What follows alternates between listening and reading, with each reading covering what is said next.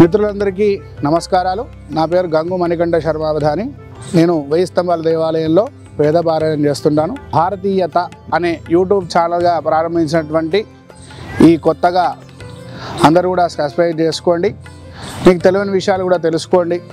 ముఖ్యంగా ఇక్కడ చెప్పేది ఏమిటంటే, గత 1163లో నాడు కాకతీయులు కట్టించినటువంటి ఈ దేవాలయము సుమారు 1000 సంవత్సరాలు అవుతుంది దేవస్థానం నిర్మాణం అయ్యి. దీన్ని త్రికుటాలయంగా నామకరణం చేసి కట్టడం జరిగింది. అందరూ కూడా 1000 స్తంభాల దేవాలయంగానే దీని పేరు తెలుసు. కాకపోతే దీని మొదటి నామకరణం త్రికుటాలయము. శివకేశవులకు భేదం లేకుండా కట్టినటువంటి మొట్టమొదటి దేవాలయం. అంతకుముందుగా స్వయంగా వెలిసినటువంటి గుళ్ళు ఉన్నాయి, కానీ ఒకటే ఒక్కలో 2 విగ్రహాలు ప్రతిష్ఠ చేసి శివకేశవులు ఏది భేదం లేదని చెప్పేసి ఒక చైతన్యం తీసుకొచ్చినటువంటి వాళ్ళు కాకతీయులు. అందులో భాగంగానే త్రికుటాలయంగా నామకరణం చేసి ముందుగా శివాలయాన్ని, తర్వాత విష్ణు ఆలయాన్ని, తర్వాత సూర్యాలయాన్ని ఇక్కడ ప్రతిష్ఠించడం జరిగింది. గుళ్ళోకి వచ్చిన పంజలి పోయే వరకు కూడా అందరూ కూడా దేవుడు అనే విభేదం జరిగిపోవాలని చెప్పేసి ముగ్గురు దేవత ఒకటే వాహనంగా విష్ణువాలయం ఎదురుగా నందీశ్వరుని ప్రతిష్ఠించడం జరిగింది. నందీశ్వరుడు విష్ణువాలయం ఎదురుగా ఉంటాడు. నంది చూపులు అనేది సూర్యాలయంకే ఉంటాయి, నంది చెవులు అనేది శివాలయంకే ఉంటాయి. అప్పటి నుంచి ఇప్పటి వరకు కూడా ఇక్కడ రుద్రేశ్వర స్వామి వారుగా పేరు పిలుస్తున్నారు. రుద్రేశ్వరుణ్ణి, శివుణ్ణి ఇక్కడ. ఎందుకంటే నాడు కట్టించిన వాడు కాకతీయ మహారాజు, రుద్రదేవ మహారాజు కాబట్టి. అలాగే ఇది కట్టిన తర్వాత 400 సంవత్సరాల తర్వాత, అంటే ఇప్పుడు 600 సంవత్సరాలు అవుతుంది. అల్లావుద్దీన్ ఖిల్జీ మహమ్మద్ ఇక్కడ ప్రతాపరుద్ర రాజు ఉండేవారు. ఒక 6 సార్లు దండయాత్రకు వస్తే వారు విజయాన్ని సాధించినారు. కానీ 7వసారి అపరాత్రులు వచ్చినప్పుడు ఇక్కడగా ఉన్నటువంటి విష్ణు దేవాలయం, సూర్య దేవాలయం పంచలోహ విగ్రహాలుగా ఉండేవి. అవి 2 కూడా దండయాత్రతో ధ్వంసం చేయడం జరిగింది.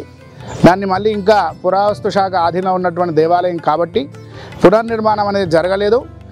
ఇక్కడ మీరు చూసుకోవాల్సింది ఇంకా గొప్ప విషయం ఏంటంటే, గత 18 సంవత్సరాల క్రితము 2006లో 400 స్తంభాలుగా ఉన్నటువంటి కళ్యాణ మండపాన్ని మొన్న శివరాత్రి రోజు గొప్పగా ప్రారంభించడం జరిగింది. ఒక 400 స్తంభాలు, ఇవి ఒక 600 స్తంభాల దేవాలయం. మొత్తం కలుపుతూనే 1000 స్తంభాల దేవాలయం. ముఖ్యంగా ఏంటంటే, స్తంభాలంటే పెద్దగా ఉంటాయి అని అందరూ అనుకుంటారు. కాదు, విడివిడిగా ఉండదు. కేవలం పిల్లర్స్తోనే కూడా, అటాచ్డ్ పిల్లర్స్, గోడలు ఉండకుండా ఒకదానికి దూర్ చేయడం జరిగింది. దాంతోపాటు అద్భుతమైనటువంటి శిల్పగా నైపుణ్యత, ఎటువంటి మిషన్ పరికరం లేకుండా చేతి సాయంతో చెక్కడం జరిగింది. శివాలయం గుర్తింపుగా నటరాజ స్వామి వారు ఉంటారు. విష్ణు ఆలయం గుర్తింపుగా నాట్య నరసింహావతారం ఉంటుంది. సూర్యాలయం గుర్తింపుగా నాట్య ఇంద్రుడు ఉంటాడు. మధ్యలో దేవునికి ముగ్గురు దేవతలకు మధ్యలో గుండ్రగా నాట్య మండపము, వేదానికి అధిష్టాన దేవత గాయత్రి అమ్మవారు, అష్టదిక్పాలకులు ఇట్లా కూడుకొని అద్భుతమైనటువంటి శిల్ప సంపద ఇందులో ఉంటుంది. ముఖ్యంగా ఏంటంటే, ఈ దేవాలయానికి మనకు కేంద్రంగా ఉన్నటువంటి పురావస్తు శాఖ ఆధీనంలో ఉన్నది కాబట్టి, అలాగే దేవాదాయ ధర్మాదాయ శాఖ ఆధీనంలో కేవలం దేవాలయం వరకే ఉన్నది కాబట్టి నిత్య కైంకర్యం కూడా ఇక్కడ జరుగుతున్నది.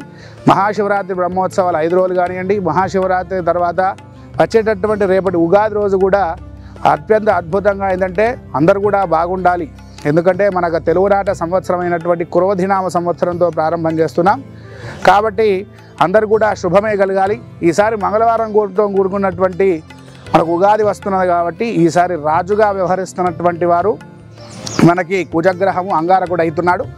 దాంతోపాటు శని మంత్రిగా వ్యవహరిస్తున్నారు కాబట్టి ఈ సంవత్సరంలో అధికంగా వివాహాలు కానివ్వండి లేదా సంతానాలు కానీ అవే అవకాశాలు ఎక్కువ ఉన్నాయి. ఎవరైనా దీర్ఘకాలిక సమస్యలు ఉన్నా. కాకపోతే ఏంటంటే, ఇప్పుడు జరిగేటటువంటి దుష్ప్రచారాన్ని మాత్రం ఎవరు కూడా నమ్మకూడదు. ఎందుకంటే ప్రతి సంవత్సరం లాగానే ఈ సంవత్సరం కూడా ఉంటుంది. నెలలు గడిచిపోతాయి, రోజులు గడిచిపోతాయి. అంతేగాని ఈ రోజే మారుతున్నది, ఈ గ్రహస్థితి ఇలానే ఉంటుంది అనేది కేవలం పంచాంగం వరకే పరిమితం. దాన్ని మనం నమ్ముకోవాలి, కానీ దాన్ని ఆధారంగా తీసుకొని మనం చేసే పనులని ఆపుకుంటూ నాకు ఈ సంవత్సరమే బాగున్నది, ఈ నెలలే బాగున్నది, అప్పుడే పని చేస్తా అనేది మాత్రం మూఢత్వంలో ఉన్నది. అది ఎవరు కూడా నమ్మకూడదు.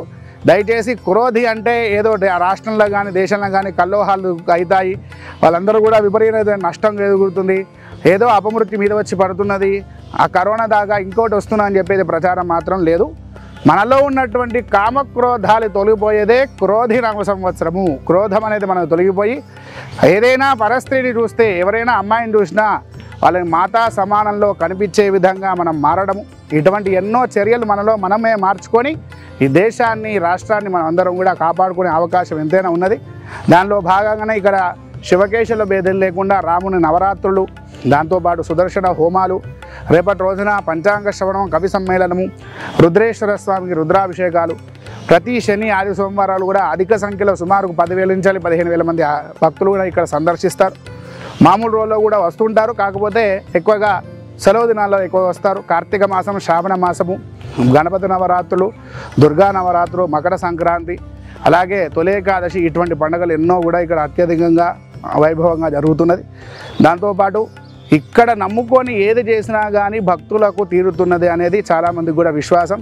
ఎంతోమంది విదేశాలకు వెళ్ళారు, ఎంతోమంది రాయర్లు, డాక్టర్లు, ఇంజనీర్లు, ఎంతోమంది ఐఏఎస్లు, ఐపీఎస్లు ఇక్కడి కూడా స్వామివారి నమస్కారం చేసుకొని పూజలు చేసుకొని గొప్ప స్థాయిలో ఉన్నారు.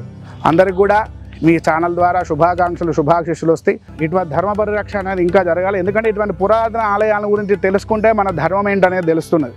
కాబట్టి ఇటువంటి తరానికి, ఈ తరానికి, భావి తరాలకు అందించేటటువంటి ఇటువంటి మంచి పని మీరు చేస్తున్నందుకు మీ అందరికీ కూడా శుభాశీస్సులు. శుభార్థం.